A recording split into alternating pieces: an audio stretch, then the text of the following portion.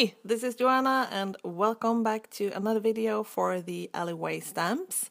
And today I'm using one of the cute birds from Flap Happy, and I'm also using some star dies from Simon Says Stamp.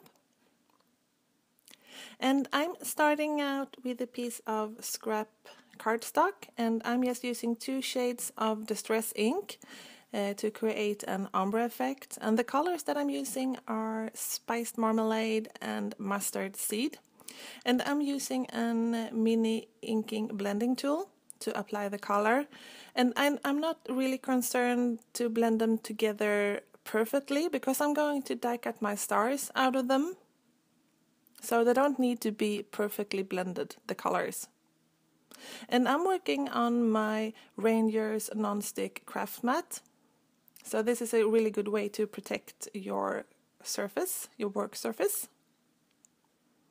It's super easy to clean. And here it is. It looks like a hot mess, but it will look good at the end, I promise. And here are the stars that I'm going to die cut. And this is the front panel. And I'm just using a round shape to draw a line so I can place the stars. So I'm using a piece of washi tape to tape the dies in place, and I started at the bottom, but then I realized it's much easier if you start in the middle to get an even it even with the stars. So I'm just taping them in place, and I want one of this. I don't want them in an even line. And here they are. The first 2 are die cut. And I won't be using these small stars on today's card, but I will be saving them so I can use them on another project. And then I just place the star dies again, and I run it through my die cut machine. And I just keep doing this until the entire piece is die cut. And here they are all die cut, and I will save these small stars, and I'm saving them in the stamp pocket, just behind the die, so I can easily reach for them if I want them for another project. And then I just erase the pencil line with a white eraser. And now it's time to die cut the stars from the panel, from the ombre panel. And I left this for a while, so I'm sure that it's dried, so I don't smear the ink onto the dies. And the stars are not identical, so that's why I'm die cutting them on 2 edges, so I can separate them. Otherwise, it will be quite hard to put them in place later. And here they are all cut. And as you can see, I have 2 separate piles. Then it's a little bit easier to place them together. And here I'm about to stamp the little bird. So I'm just planning out where I want him. And I think that the stars looks a little bit wonky, the stars to the right. So I'm deciding I want to trim them off.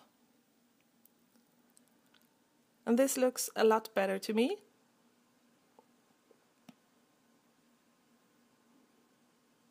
And then I just use my Fiskars stamp press and some black memento ink to stamp this really cute bird. I think he looks so happy, and I'm I'm smiling just looking at him. So I'm stamping him in the corner. And then I'm going to do some inlaid technique here. So this is just a piece of regular copy paper, and I'm covering the entire piece with my adhesive from my ATG, and then I'm just adhering my card base onto it, and then I can place all of the stars directly onto it like a puzzle. Very easy puzzle, actually. And I'm just using my scissors to cut the excess of the copy paper away.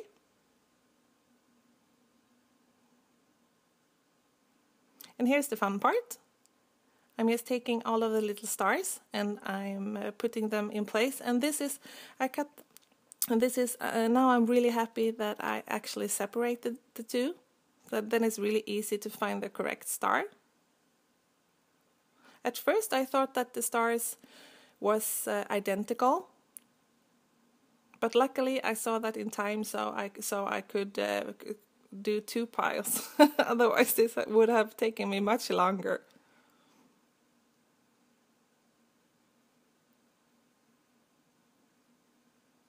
So I'm just putting all of the stars in place. And if you have a quick stick, it will be perfect to use that, but I don't have a quick stick, so I just used my fingers and it worked out fine as well. And now it's time to color my cute little bird, and I'm just using some yellow for his tummy, and then I'm using some teal colors for his head and his wings.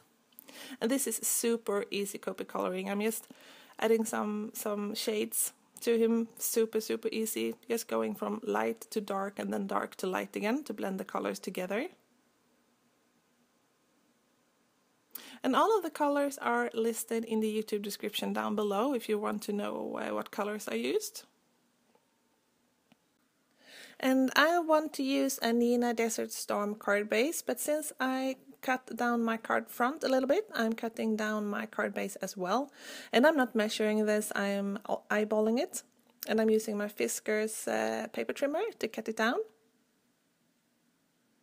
And it looks perfect. And I wasn't sure what to do about the sentiment. As you can see in the right corner, I had a lot of... I thought I was going to do some banners and stamp the sentiment onto the banners, but it covered my stars a little bit too much. So I decided I want to stamp the greeting around the stars. So I'm bending my stamp a little bit, and then I'm stamping it with some Butter Bar Hero Arts Shadow ink. And I'm stamping it a couple of times. And I really love that about clear stamps, that you can alter them a little bit. And I wanted to say happy birthday on the inside as well. So I'm stamping it straight this time. And I'm using Memento ink.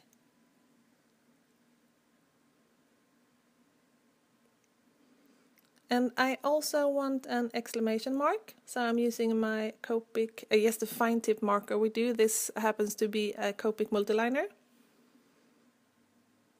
And then I'm using my 3M foam tape to adhere the card front onto the card panel onto the card base.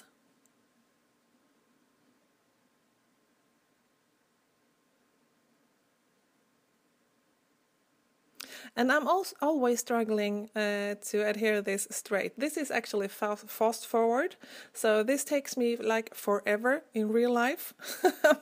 I'm always struggling by adhering this correct, because if I don't, my husband always comments on it. It's not adhered straight. So I'm always struggling with that.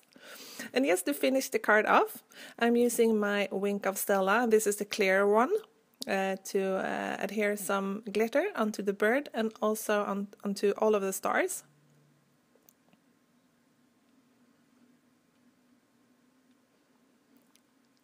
And I hope that you can see the shimmer. It's a really subtle shimmer, but it's so pretty in real life. And then I had to use some glossy accent onto the bird as well. I think glossy accent and Wink of Stella goes perfect together, because the glossy accent really enhances the glitter. So it's really, those two are a match made in heaven. And then the card is done. So I hope that you liked the video, and thank you so much for watching. And if you are interested in any of the supplies that I used in today's video, they are listed in the YouTube description or over at my blog. So take care. I hope to see you soon. Bye.